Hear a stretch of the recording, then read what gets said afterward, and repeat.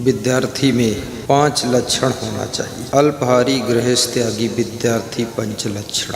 काक चेष्टा बको ध्यानम स्वान निद्रा तथैचा। कौवा जैसी चेष्टा हो, चतुराई कौवा जैसी, बगुला जैसा ध्यान, कुत्ते जैसी हल्की नींद। अल्प भोजन विद्यार्थी को करना चाहिए। अधिक भोजन करने से बुद्धि कम हो जाती है, इसलिए विद्यार्थी के लिए अल्पहारी रहने की शर्त रखी गई है। और गृहस्थ त्यागी विद्यार्थी जीवन में गृहस्थ मत बनो। संसार के विषय भोगों का त्याग रखो। लड़की हो या लड़का, दोनों ब्रह्मचर्य का पालन करो। गर्ल फ्रेंड बॉय फ्रेंड मत बनाइए। सबसे बड़ा फ्रेंड तुम्हारा पिता है और सबसे बड़ी सहेली तुम्हारी माँ है। उनसे बड़ा और कोई मित्र नहीं हो सकता है। बीमारी में औषधि मित्र है, विदेश में विद्या मित्र है, घर में तुम्हारी पत्नी मित्र है, और बच्चों के लिए तो उनके माता पिता ही दोस्त है। उनसे बड़ा हित चिंतक कौन होगा। मृत्यु के बाद तुम्हारा मित्र धर्म है, इसलिए जीवन में धर्म भी कीजिए। दान धर्म, सम्मान धर्म, धीरज धर्म, भक्ति धर्म, संतोष धर्म।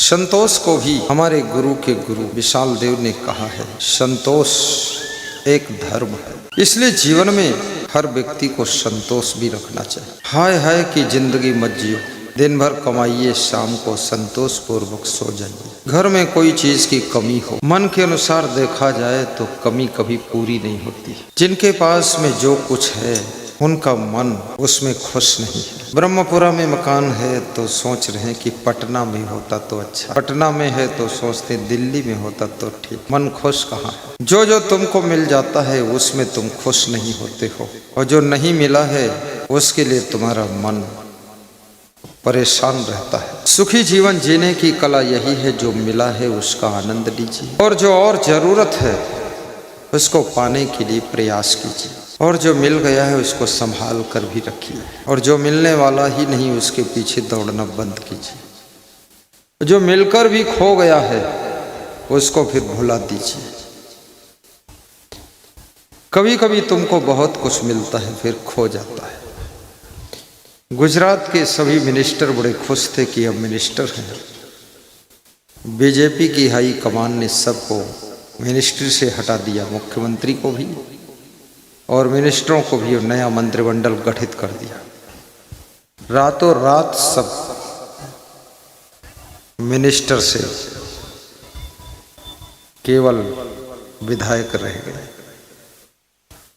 खो गया पद, खो गया सम्मान, खो गया बंगला, खो गई सुविधाएं गवर्नमेंट की। बड़े दुखी हुए लोग, रो लिए। मैंने कहा पाने के बाद उसे संभालना सीखो। अगर संभालना नहीं आया तो याद रखना जो पाया है वो जरूर खो जाएगा, वो जल्दी खो जाएगा, तुम्हारे पास रुकने वाला नहीं है। कोई बड़ा पद मिलता है उसको संभालने की चुनौती तुम्हारे सामने खड़ी हो जाएगी। उल्टा पलटा काम करोगे वो पद खो जाएगा, सम्मान खो जाएगा, सारी सुविधा खो जाएगी। इसलिए याद रखना हर व्यक्ति को कुछ न कुछ जीवन में मिलता ही रहता है, उसका संभाल होना चाहिए। सामान को भी संभालिए। आपको कार मिली है, संभालोगे नहीं तो कार टूट जाएगी, चोरी चली जाएगी, एक्सीडेंट हो जाएगा, फिर तुम पैदल ही चलोगे। थोड़ा शांति बनाकर कार चलाइए, सुरक्षित कार को रखिए, लॉक कर दीजिए। लापरवाही करोगे तो मिला हुआ सब कुछ खो जाएगा और पहले जैसे जीरो बनकर बैठ जाओगे। घर को भी संभालिए। जो पत्नी मिली है उसको भी संभालिए, नहीं तो पत्नी भी खो जाएगी, पति भी खो जाएगा। कितनों के पति खो गए, और पति है तब तक सिंदूर चमक रहा है, दूर दूर तक तुमको चिंता नहीं, क्योंकि तुम्हारे माथे पे सिंदूर है। पति भी एक दौलत है।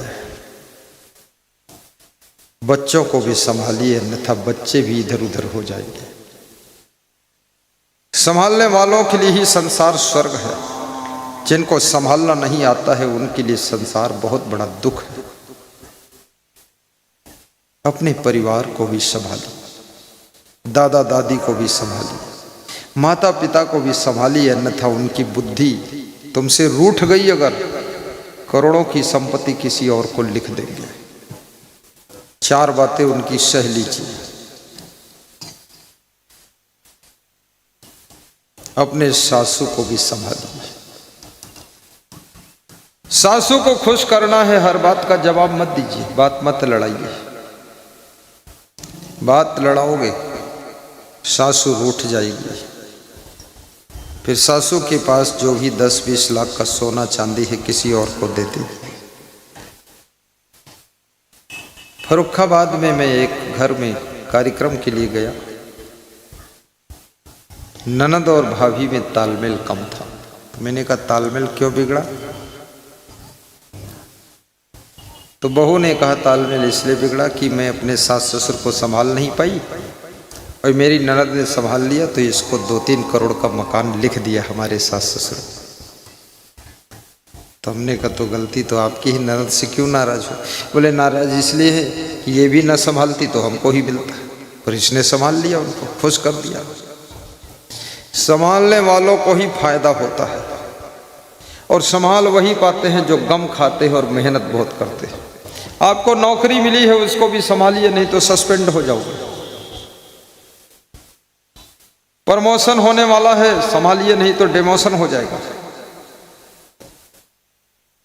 कितने लोग अपने पद अधिकार को संभाल नहीं पाते। बड़े बड़े पद कभी कभी मिल जाते हैं, थोड़े दिनों में ही पद खिसक जाता है।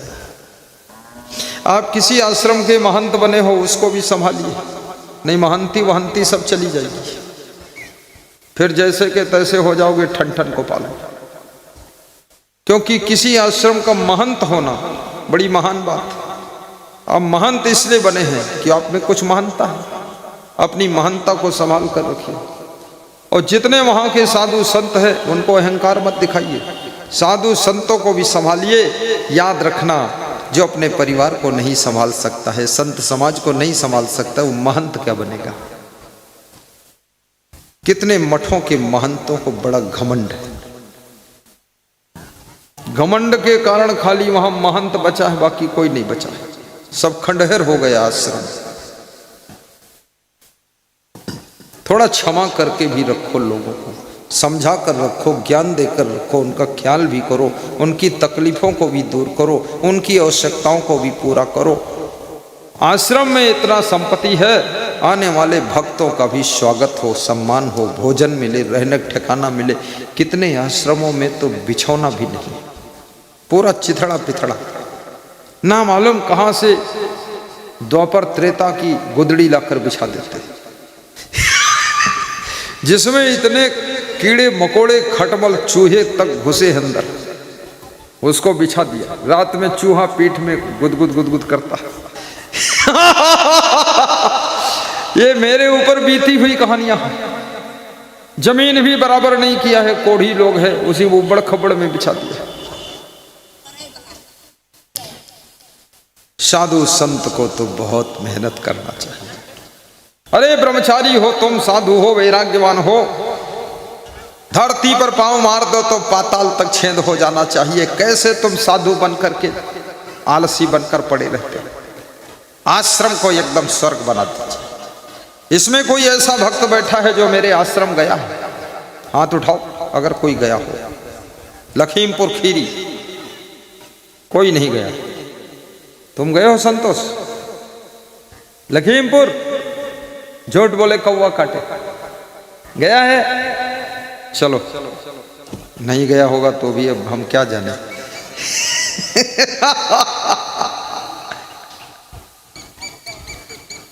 अब लखीमपुर में आकर हमारा आश्रम देखिए।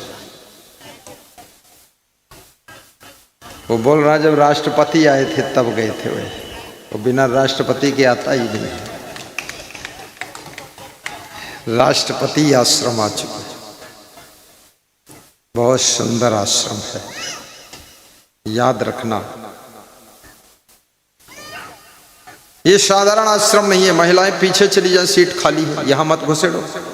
पीछे उधर पुरुषों की तरफ बाबा व्यवस्थापक जी उधर देख लो कोने में जगह, यहां मत घुसेड़ो, चिल्ला चोट हो जाएगा। यहाँ क्यों घुसेड़ रहे हो? आगे पीछे ले जाओ, पीछे जाओ महिलाओं, यहाँ कोई आने मत दो। यहाँ पुलिस वालों को तंग मत करो, बैठने दो, यहाँ कोई जगह नहीं है। माता जी, कितने लोग इतना भी नहीं समझते, ऊपर आना चाहते थे, कि ऊपर किधर से जाना है। ऊपर क्या करोगे, प्रवचन सुनाओगे? ऊपर सीधे बाबा के ऊपर आकर के शक्कर डाल देंगे। ये कोई महादेव बाबा थोड़े। एक लेडीज तो आकर के मुट्ठी पर शक्कर भर कर चली गई। तो मैंने कहा ऊपर क्यों डाल रही? बोले भगवान के ऊपर ही डाला जाता। मैंने कहा मैं गुरु जी हूँ, भगवान नहीं हूँ। बोले तुम मानो न मानो, मैं तो भगवान ही मानती हूँ। लो शक्कर खा लेता। रात में 12 बजे स्नान करना पड़ा, सब चींटियां खोपड़ी में भर गई।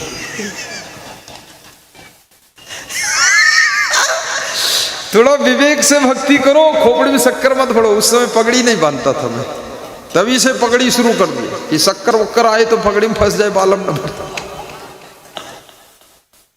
वहीं पीछे बिठा दो, चले जाओ वहां बोल दो, मुंह से बोलो। महिलाएं जो खड़ी हैं उनसे बोलो उधर जाए, पीछे देखो जगह बहुत बड़ी, डिस्टर्ब ना हो। ये देखो खुल गया दरवाजा, सिम सिम दरवाजा खुल गया। अली बाबा 40 चोर, दरवाजा खुल गया। खोलो सब फट से, झर झर खोलो, तेज हाथ चलाओ, बिल्कुल मिहाय मिहाय हाथ चलावत हो, धीरे धीरे फर्रस खोल दे। देखो खुल गया उधर।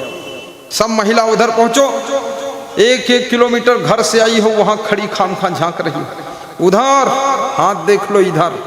ए माता, देखती नहीं हाथ किधर कर रहा हूं?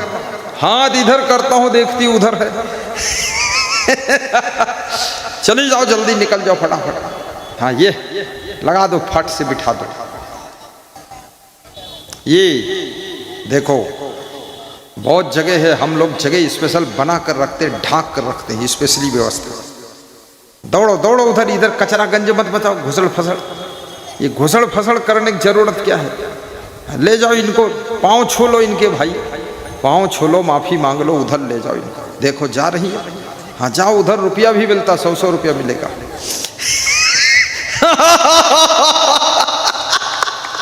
चली जाओ, हुआ का पीठ खजवाओ फालतू। जल्दी जाओ तो प्रवचन शुरू हो गया। हाँ निकलो बाहर, जाओ जाओ, हुआ बैठो जाओ। हाँ ये होशियार हो गई। देखो कोई कहने वाला नहीं कि उधर चलो।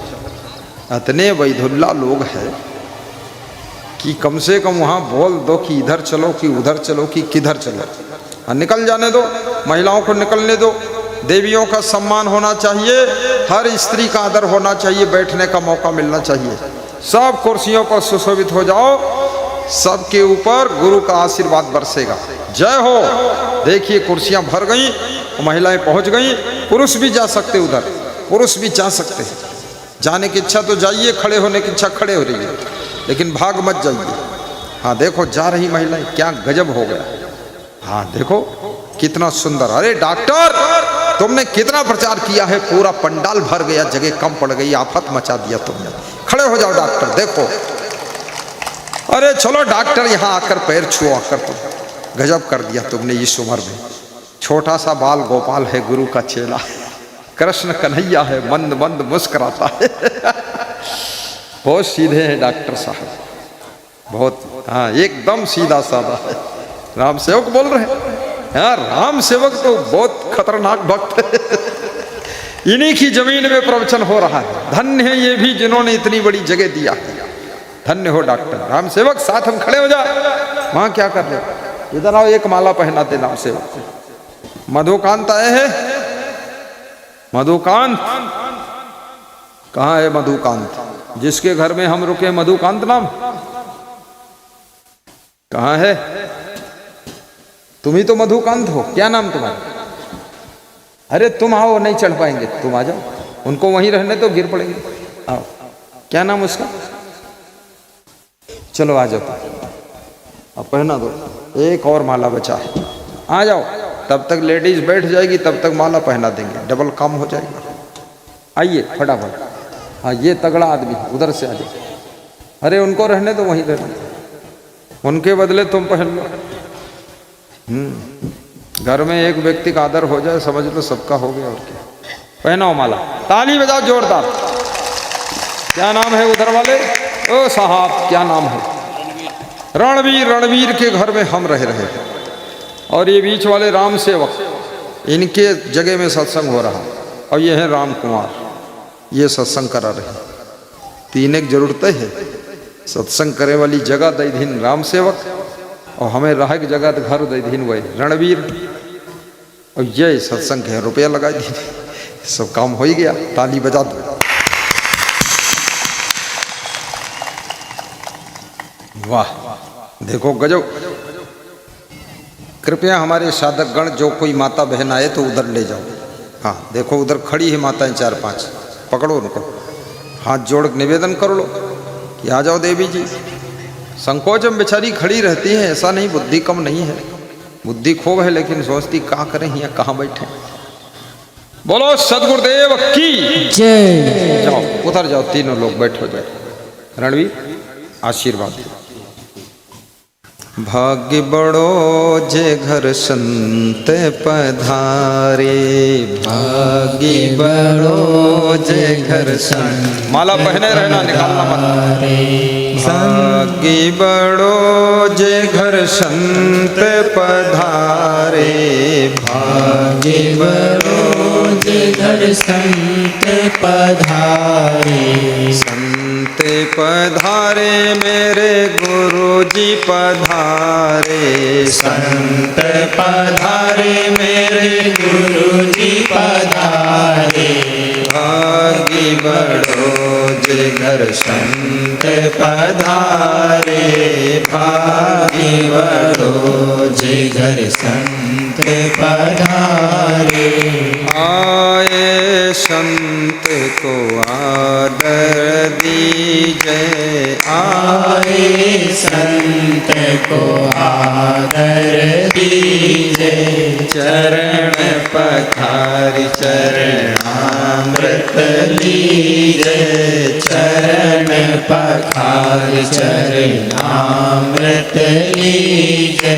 भाग्य बड़ो जे घर संत पधारे, भाग्य बड़ो जे घर संत पधारे।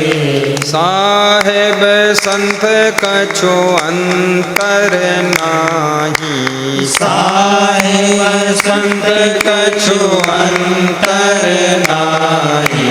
साहेब का घर संतन माही, साहेब का घर संतन माही। भाग्य बड़ो जे घर संत पधारे, भाग्य बड़ो जय हो संत पधारे। भाग्य बड़ो जे घर संत पधारे, भाग्य बड़ो जे घर संत पधारे। करी सुमिरन भव सागर तारे, करी सुमिरन भव सागर तारे। भाग्य बड़ो जे घर संत पधारे, भाग्य बड़ो जे घर संत पधारे। एहि संत है पर उपकारी, एहि संत है पर उपकारी। शरण आए वाको लेते उबारी, शरण आए वाको लेते उबारी। भाग्य बड़ो जे घर संत पधारे, भाग्य बड़ो जे घर संत पधारे।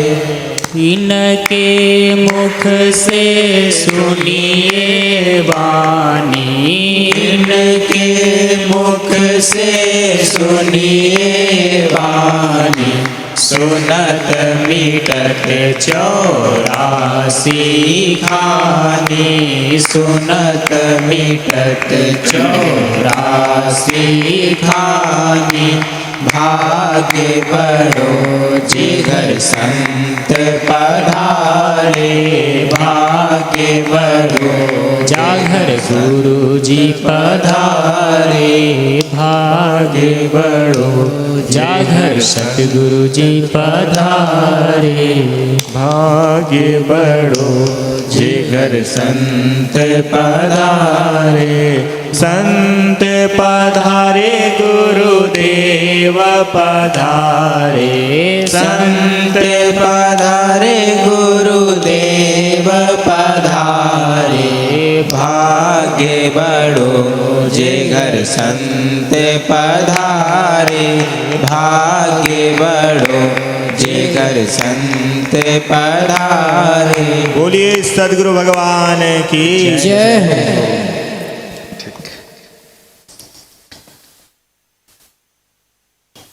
भाग्य बड़ो जे घर संत पधारे। वे लोग सौभाग्यशाली हैं जिनके घर में गुरु भगवान के चरण स्पर्श होते हैं। चरणामृत जिनके घर में पहुंचता है, जिनको एक चम्मच चरणामृत पान करने का सौभाग्य मिलता है, जिनके घर में चरणामृत का छिड़काव होता है, वो घर तीर्थ के समान पवित्र हो जाता है। जिनकी चरण धूलि आपके भवन निर्माण से पहले नींव में डाली जाती है, प्लाट में डाल दी जाती है, वो भवन का निर्माण शीघ्र होता है। मस्तक में चरण धूलि लगाने से भाग्य चमकता है। गुरु का ध्यान करने से मन में शांति आती है। आत्मा के कल्याण के लिए सहन शक्ति बनाना पड़ता है। आत्मा के स्वरूप का ज्ञान होना चाहिए। यह आत्मा अजर अमर अविनाशी है, शरीर नश्वर है। शरीर धीरे धीरे मृत्यु की ओर बढ़ रहा है।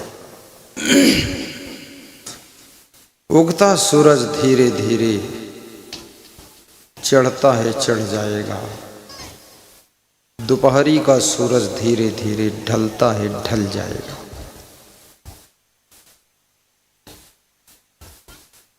मृत्यु से पहले स्वयं को जान लीजिए, मैं कौन हूं, जिसको इंग्लिश में हु एम आई कहते हैं। मैं कौन हूं, गुजराती भाषा में कहते हैं हूं कौन छू, मैं कौन हूं। शरीर के ज्ञाता, मन के दृष्टा, इंद्रियों के मालिक, बुद्धि के प्रेरक तुम अमर आत्मा हो। बुद्धि भी तुम्हारे अंडर में है, बुद्धि स्वतंत्र नहीं है। तुम बुद्धि के मालिक हो। तुम मन के भी बादशाह हो। तुम अपनी इंद्रियों के स्वामी हो और तुम इस शरीर के भी राजा हो। इस शरीर रूपी शहर में आत्मा रूपी राजा का निवास है। इस आत्मा को पहचानो। शरीर के लिए तो तुमने बहुत कुछ बनाया है, मकान, दुकान, कपड़ा, साबुन, तेल, चंदन, किचन, रसोई, बाथरूम, रजाई, गद्दे, मच्छरदानी, खिड़की, दरवाजे, गाड़ी, घोड़ा, साड़ी, सलवार, ये सब शरीर के लिए इंतजाम किया है। लेकिन तुमने अपने खुद की आत्मा के लिए क्या इंतजाम किया है? जब संसार छोड़कर तुम जाओगे, तुम्हारी आत्मा अकेली जगत से विदा होगी। उस समय ना शरीर साथ जाएगा, ना परिवार साथ जाएगा, ना धन साथ जाएगा, ना सोना साथ जाएगा, ना चांदी साथ जाएगी, ना मकान साथ जाएगा। उस समय तुम्हारे साथ में क्या जाएगा, उस समय के लिए तुमने क्या तैयारी किया है। तुम्हारा बिजनेस भी यहीं रह जाएगा, तुम्हारी दौलत भी यहीं रह जाएगी। ये परिवार, ये गाड़ी घोड़ा साड़ी सलवार दुकान मकान सब इधर का इधर रह जाएगा। छूटेगी संपत्ति यहाँ की यहीं पर, तेरे कमर में न धेला रहेगा। अरे मन, ये 2 दिन का मेला रहेगा। तो तुम्हारे आत्मा के साथ में ये शरीर भी नहीं जाएगा, तो आत्मा के साथ क्या जाएगा। जो आत्मा के साथ जाएगा उसका नाम भक्ति है, उसी का नाम धर्म है, उसी का नाम सेवा है, उसी का नाम पुण्य है। तुम्हारी आत्मा के साथ में धर्म भक्ति पुण्य सेवा ही जाता है। इसलिए जीते जी थोड़ा सा स्वार्थ से ऊपर उठ करके सेवा और पुण्य भी कर लेना, धर्मार्थ भी कर लेना, परमार्थ भी कर लेना। अमेरिका में एक साधु घूमने के लिए गया भारत से, बड़ी मधुर कथा है। और वो साधु जब घूमने गया, खड़े रहने दो भैया, खड़े रहने नहीं, चले जाएंगे लोग, ये अपने प्यारे लोग हैं, ये खड़े वाले से होता है, छोड़ दो इनको, माफ कर दो। हाँ खड़े रहो, यहाँ बैठ सकते, खड़े रहो। तो बैठने क्या काम है, मैं भी खड़ा हो जाऊंगा अभी थोड़ी देर में। सब खड़े हुए कि बड़े हुए, और बैठ गए कि बैठ गए। खड़े रहो, सुनते रहो सुनते रहो, कोई बात नहीं। साहिब बंदगी बोलो, बोलो बोलो। साहिब बंदगी, साहिब बंदगी। अमेरिका में भारत का साधु घूमने गया। दूसरे देश में घूमने की इच्छा होती है, दूर की ढोल सुहावने होते हैं। जब विदेश तुम जाते हो बड़ी लालसा होती है कि विदेश देख लो। जब मैं बिहार नहीं आया था तो बिहार देखने की बड़ी लालसा थी। अब बिहार में आ गया तो बिहार में रहने की लालसा है। बिहार में कहीं आश्रम बनाऊं और बिहार में भी एक आश्रम बनाकर वहाँ रहूं और बिहार के सभी भक्तों को बुलाऊं और इनको सबको आश्रम में खीर खिलाऊं, सेवई खिलाऊं, आलू बंडा खिलाऊं, चटनी खिलाऊं, दाल चावल सब्जी रोटी भी खिलाऊं और सबको प्रवचन सुनाऊं आश्रम में। ऐसी इच्छा है। कितने लोगों की इच्छा है गुरु जी का आश्रम बिहार में भी बनना चाहिए। जिनकी इच्छा है हाथ ऊपर उठाइए और ताली भी बजाइए।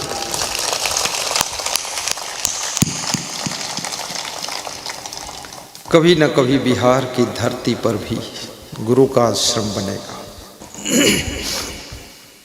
और ये भी याद रखना, गुरु का आश्रम जिस प्रदेश में बन जाता है उस प्रदेश के भक्तों को गुरु के दर्शन में सुविधा हो जाती है, आराम हो जाती है। आश्रम बन जाएगा तो मैं आश्रम पर 15 दिन 20 दिन रहूँगा, सबको छूट कर दूंगा, कभी भी आ सकता। 15 दिन में कोई ना कोई दिन तो समय आपको निकलेगा और ये भी छूट रहेगी। 2 दिन रहो, 3 दिन रहो, 5 दिन रहो, 4 दिन रहो। आओ जी, रहो जी, प्रवचन सुनो जी, खाओ जी, सो जी, फिर जाओ जी, फिर बेटा बहू को भेजो जी, वो भी रहे जी, खाएं जी, सोए जी, प्रवचन सुनकर जाए जी। ऐसे वापस आते रहो, जाते रहो। तो अमेरिका में घूमने के लिए वो साधु गया और जब साधु अमेरिका गया तो उसने सोचा रात कहाँ रहूं। एक बहुत बड़े सेठ के यहाँ गया और सेठ से कहा कि मुझे एक कमरा चाहिए 1 महीना के लिए। सेठ के पास में सैकड़ों कमरे थे। सेठ ने कहा महात्मा जी कैसी बात करते हो, सब आपका ही तो भवन है, आप रहो। 21 नंबर कमरा दे दिया। महात्मा जी 1 महीना वहीं ठहर गए। दिन भर भ्रमण करते थे, अमेरिका का दर्शन करते थे, शाम को फिर आ जाते थे। 1 महीना पूरा हो गया। महात्मा जी को अपने भारत की याद आने लगी। याद रखना, कहीं भी तुम जाते हो लेकिन थोड़े समय के बाद तुमको अपने घर की याद आती है। ससुराल में भी जाते हो तो फिर घर की याद आ जाती है। गुरु के दर्शन के लिए जाते हो 2-3 दिन बाद घर की याद आती है, क्योंकि घर में 2 चीज़ें मिलती हैं, वो कहीं नहीं मिलती हैं। घर में एक तो तुम्हारा अधिकार होता है और घर में तुम्हारी स्वतंत्रता होती है, और जहाँ स्वतंत्रता और अधिकार होता है वहाँ की याद सताती रहती है, वहाँ की याद सताती रहती है। तुम कहीं भी दुनिया में चले जाओ, ना होटल में स्वतंत्रता है, ना होटल में अधिकार है, ना दिल्ली में कोई अधिकार है, ना तो ससुराल में अधिकार है, लेकिन अपने घर में अधिकार है। तुम्हारी इच्छा हो छत पर खाट डालकर सो, इच्छा हो बरामदे में सो, इच्छा हो अंदर सो, इच्छा हो नीचे सो, इच्छा हो तो बेड पर सो, इच्छा हो तो रात भर जागते भी रहो। लेकिन दूसरे के यहाँ जाओगे तो थोड़ा उसके कंट्रोल में रहना पड़ता है। और जीव को स्वतंत्रता बहुत प्रिय है। जीव स्वतंत्र रहना चाहे, क्योंकि जीव का स्वरूप भी स्वतंत्र है, बंधन उसको पसंद नहीं। महात्मा जी 1 महीने के बाद भारत लौटने लगे। सेठ से कहा मैं भारत वापस जाऊंगा। सेठ जी आपको आशीर्वाद में जा रहा हूं। सेठ ने कहा खुशी से जाइए संत जी, लेकिन 1 महीने का किराया जमा करके जाइए। कितना किराया हुआ? बोले 10,000 रुपये। महात्मा के पैरों तले जमीन खिसक गई। महात्मा पसीना पसीना हो गया कि अरे अपने पास तो 10,000 है भी नहीं। महात्मा ने कहा मेरे पास 10,000 नहीं है। तो बोले नहीं है तो रहे क्यों आप? अरे बोले हम तो इसलिए रहे कि 1 महीना एक साधु को आप फ्री रख लेंगे सेवा भाव से। बोले मैं तो खुद के सैकड़ों कमरा है, मैं लकड़ी के खोखा में रहता हूं, मैं तो अपने लिए क्षमा नहीं करता हूं, तुमको कैसे क्षमा करूं? 10 मकान है 7-7 मंजिल ऊंचे, सेठ फ्री नहीं दिया। महात्मा से झिका झोरी होने लगी। महात्मा ने सोचा जी कैसे छुड़ाएं इससे। महात्मा ने अपना हाथ झोली में डाला और झोली से एक सुई निकाला और कहा ये सुई मैं आपको देता हूँ, जब सेठ जी तुम मरोगे ये सुई साथ में लेकर आना, तो जहाँ स्वर्ग नरक के फाटक है वहीं मैं बैठा मिलूँगा कुर्सी डालकर। यदि आपका प्रवेश नरक का होगा तो मैं भगवान से सिफारिश करके स्वर्ग में दाखिल करा दूंगा। ये सुई पकड़ो। सेठ हंसा और बोला कि संत तो परोपकारी होते हैं, लाइए महाराज सुई। सुई ले लिया और सेठ ने कहा जाइए संत जी आप जाइए, ठीक है। 1 महीने के 1 कमरे के किराए के बदले स्वर्ग मिल गया है। महात्मा जी समझ गए पिंड छूट गया। महात्मा जी चल देते हैं, मुस्कुरा कर जा रहे हैं। सेठ भी खुश है कि किराएदार तो बहुत है, लेकिन ये किराएदार कितना गजब का था जिसने 1 महीने के 1 कमरे के किराए में स्वर्ग दे दिया। धन्य है महात्मा। सेठ बड़ी खुशी में सेठानी के पास पहुंचा और सुई दिखाया सेठानी को। आज जो किराया मिला ऐसा कभी नहीं मिला, लो पकड़ो संभाल कर रखना सेठानी। सेठानी ने सुई पकड़ा और कहा कि अरे ये किराया है। अरे बोले ये स्वर्ग की चाबी है। कैसे? बोले जब हम तो मरेंगे ना तो ये सुई लेकर चलेंगे और महात्मा जी स्वर्ग नरक के फाटक पर बैठे हुए मिलेंगे, और महात्मा जी अगर हमारा प्रवेश नरक का होगा तो ही स्वर्ग में दाखिल करा देंगे। ये सुई बस दिखाना पड़ेगा। महात्मा जान जाएंगे वही सेठ आ गया। सेठानी हंसी और बोली अरे सेठ जी तुम रहे उल्लू के उल्लू। जब मरोगे शरीर यहाँ रह जाएगा, हाथ यहाँ रह जाएंगे, तो सुई साथ कैसे जाएगी? वो महात्मा नहीं है, चालबाज है, तुम्हें ठग लिया, उल्लू बना दिया। सेठ के भी समझ में आ गया कि महात्मा ने उल्लू बना दिया हमको। सेठ फिर से दौड़ा और महात्मा के पीछे रपटाते हुए 2 किलोमीटर पर पकड़ पाया। फूल परास में पकड़ा जाकर। ये महात्मा ये साधु रुक रुक रुक रुक जाओ रुक जाओ, तुमने बाबा हमको उल्लू बना दिया। महात्मा ने सोचा फिर कोई बला आ गई लग रहा है, पिंड पड़ेगा, ये क्या हो गया। सेठ ने कहा महात्मा जी एक बात बताओ, मेरी पत्नी कह रही कि तुमने हमको उल्लू बना दिया। तो महात्मा ने कहा मैं किसी को उल्लू नहीं बनाता।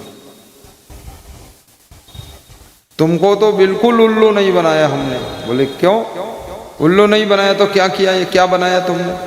ये सुई दिया है, जब मैं मरूंगा मेरा शरीर यहीं रह जाएगा, हाथ यहीं रह जाएंगे, तो सुई साथ कैसे जाएगी? सेठ जी इतना तुमको ज्ञान है, तुम उल्लू कहाँ पर? और मैं उल्लू क्यों बनाऊंगा? तुमको तो भगवान ने पहले से ही उल्लू बनाकर भेजा है। और तुम्हारी पत्नी भी कह रही तुम उल्लू के उल्लू रहे, पहले से उल्लू हो, उल्लू को उल्लू क्या बनाना है? तो सेठ ने कहा मतलब क्या हुआ महात्मा जी? बोले मतलब ये है, जब इतना ज्ञान हो गया कि जब मरोगे शरीर यहीं रह जाएगा, हाथ यहीं रह जाएंगे, तो सुई साथ कैसे जाएगी? इतना ज्ञान हो गया कि सुई भी साथ नहीं जाएगी, तो उल्लू कहीं के ये धन दौलत क्या साथ जाएगा? गधा हमको रोक रखा, फालतू परेशान करता। तो सेठ हंसने लगा, बोला महात्मा सत्य ज्ञान दे दिया, उल्लू की आंख खोल दी आपने। जाइए महात्मा जाइए, आप जाइए, समझ गए हम सब, कुछ भी साथ जाने वाला नहीं है। इसलिए पुण्य पुण्य ही साथ जाता है जीव के। आपके द्वारा किया हुआ पुण्य मित्र की तरह साथ में जाता है, आपके द्वारा किया हुआ पाप शत्रु की तरह तुम्हारे साथ जाता है। इसलिए बने जो कुछ पुण्य कर ले यही एक साथ जाएगा, मिला अवसर न चूकन दे, नहीं तो फिर पछताएगा। तो पुण्य करना चाहिए हर व्यक्ति को। पुण्य आत्मा बनो, धर्मात्मा बनो, देवात्मा बनो, महात्मा बनो, भक्त आत्मा बनो और सेवा करो लोगों की, निस्वार्थ भाव से सेवा करो।